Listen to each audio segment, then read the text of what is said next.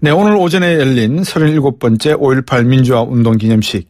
청취자 여러분들은 어떻게 지켜보셨습니까? 오늘이 아무래도 5.18이니까요. 아마 5.18 이야기를 많이 듣고 많이 하게 되는 것 같습니다.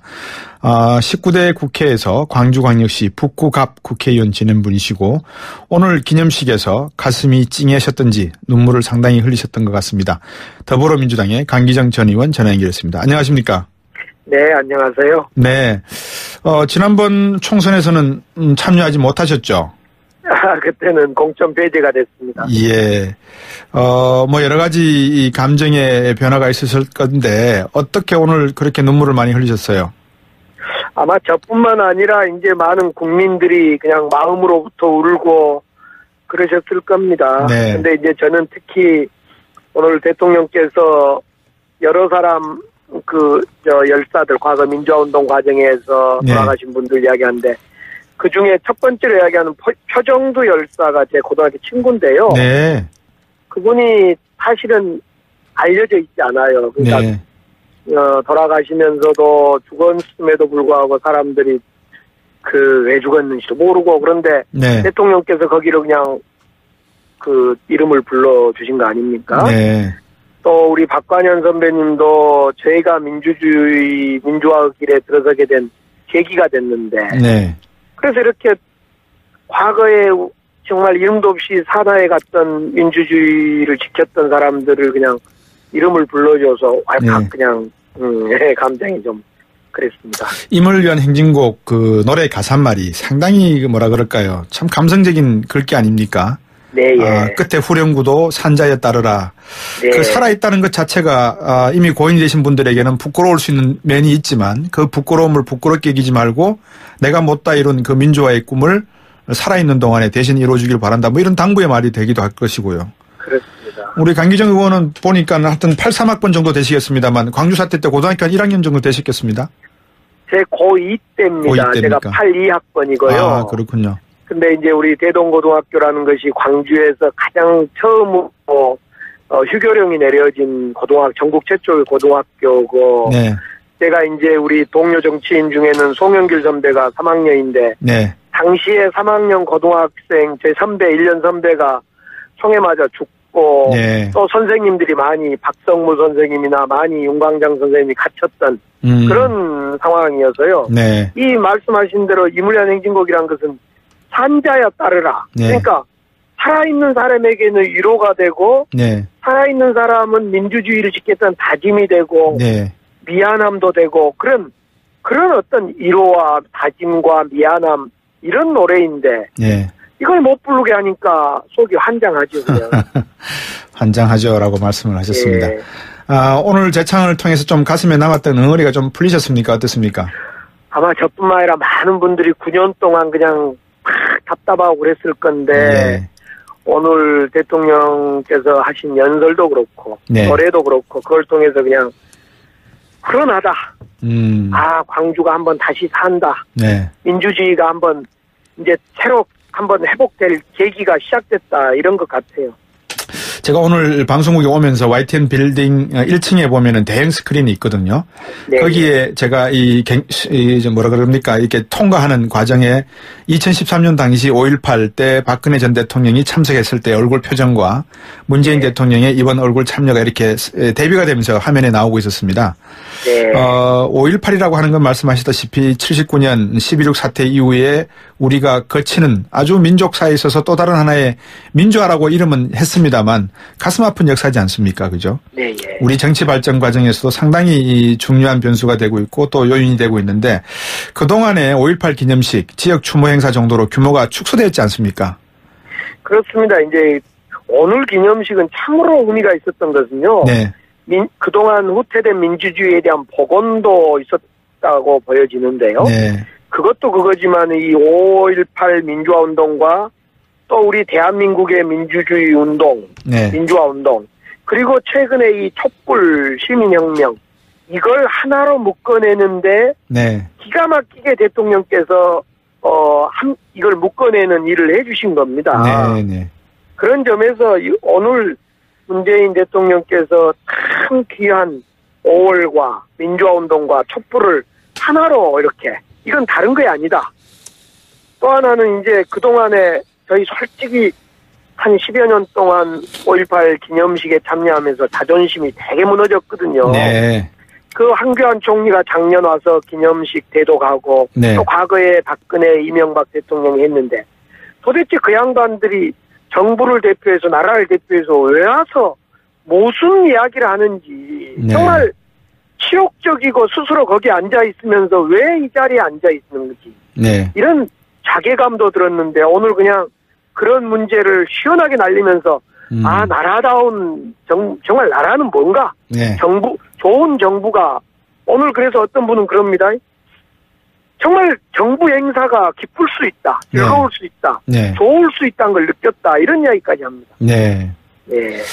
참 이 작은 나라라 그러면 작은 나라. 그렇지만 경제는 세계 10위권 안에 있는 경제. 북한과 대척점에 있다 보니까 크고 작은 일들이 늘 발생하는 그런 나라지 않습니까? 네. 그 과정에서 5.18이라고 하는 것은 정말 역사의 전환점이 되었고요. 그 이후에도 뭐 보수 진영에서 봤을 때는 뭐 연평도 해전 사건, 연평도 피격 사건, 또 세월호 사건 너무나 많은 일들이 있었는데 이런 것들을 일어나지 않게 하는 게 정부의 책임이겠죠. 원천적으로. 그죠? 그렇습니다. 오늘 문재인 대통령께서는 국가 책임에 대해서 네. 국가에 대해서 사람을 죽이는 것도 잘못됐지만은 네.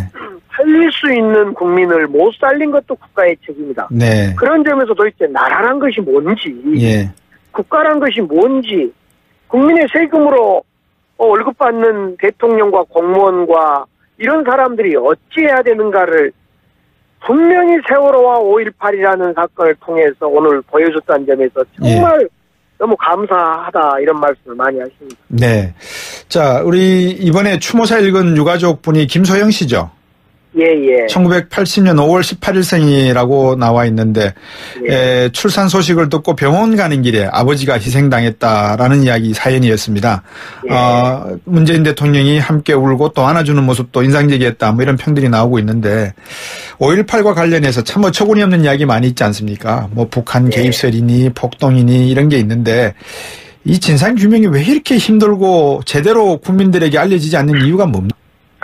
그동안 참 정말 열심히 한다고 했는데 진정한 민주정부 10년이 있었습니다마는 그때도 노력이 좀 부족한 거 있고요. 네. 정말 그동안 이 순간까지 오는데도 힘겹고 다치고 많은 사람이 구속되고 죽고 이래 왔는데 너무 이제 어려운 과정이었습니다. 특히 이제 지난 9년 동안 많이 애곡되고 훼손되다 보니까 더더욱 어려워져 왔는데요. 네. 정말 지금이라도 지금 이 진상규명의 가장 중요한 것 중에 하나는 도대체 발포 명령의 과정이 어떻게 된 건지를 밝히는 것이 사실은 중요하거든요. 네. 그런 부분에 대해서 그동안 우리 정치권에서도 본질로 접어들지 못하고 그냥 니물리한 행정국을 재창하냐 합창하냐 이런 문제 가지고 싸웠는데 이제 본질로 좀 들어가야 될 것 같습니다. 그 본질 말씀을 하셨으니까 임을 위한 행진곡 가사에 후반부에 그런 게 있습니다. 뭐 세월은 흘러도 산천은 안다라고 하지 않습니까? 네. 역사의 진실은 그 누구도 속일 수가 없고 감출 수가 없는 거 아니겠습니까? 전두환 전 대통령 책도 내고 하시면서 나름대로 5.18 광주 사태에 대한 자기의 입장을 이야기했는데 하실 말씀이 있으실 것 같습니다. 강기정 의원께서, 전 의원께서. 네, 전두환 전 대통령 참 딱 한마디 발포 명령과 그 과정에 대해서 고백하고 정말 용서를 빌어야 됩니다. 많은 나쁜 범죄를 저지른 사람들도 이제 생을 이제 정리하실 때는 진실을 말씀하시는데 전두환 대통령께서 전 대통령께서 이제 그걸 고백하고 용서를 구하는 것이 정말 마지막이다 이렇게 생각합니다. 네. 어떻게 보십니까? 이 문재인 대통령이 이 5.18 정신을 헌법 전문에 명시하겠다 이런 공약도 한 걸로 제가 기억을 하는데 잘 되겠습니까 이게? 제가 독일에서 한 7, 8개월 있으면서 독일 나치 청산 과정을 보면서 우리 광주도 5.18 정신을 헌법 전문에 넣어야 되겠다 이런 생각 가지고 공약화 시켰습니다. 사실. 그런데 어려운 일일 겁니다. 그러나 3.1운동과 4.19 정신을 헌법 전문에 넣은 것처럼 정말 5.18도 이제 국민적 합의로 민주화운동의 정신으로 넣어줘야 된다. 네. 예, 보수 정당도 진정한 보수라면 네. 그 정도는 합의를 해줘야 된다고 생각합니다. 네. 피우진 보훈처장 임명 어떻게 평가하십니까? 인권과 소신의 인물이죠. 예를 들면 박승춘 하면 고집쟁이, 아집쟁이, 권력에 빌붙어서 6년, 7년 월급 받아먹는 이 정말 이 역사의 죄인에 비해서 얼마나 소신 있고 인권을 존중하는 사람인가. 예. 정말 이거 저는 제가 박승춘 보훈처장하고 수년을 정말 갈등을 갖고 싸우고 이랬던 거에 비추었을 때 너무너무 정말 잘하는 인사라고 생각합니다. 예.